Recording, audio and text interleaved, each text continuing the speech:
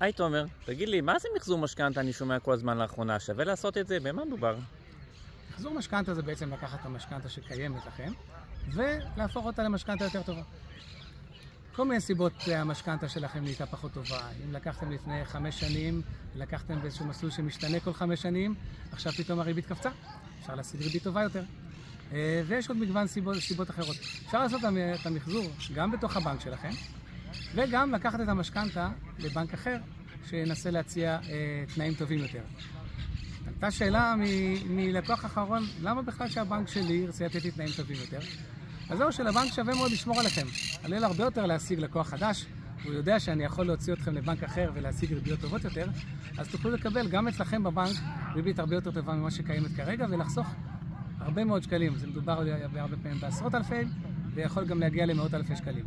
אז אם אתם רוצים לדעת יותר ולדעת איך לעשות את זה, תשאירו לי פה תגובה, אני אחזור אליכם ונמשיך משם.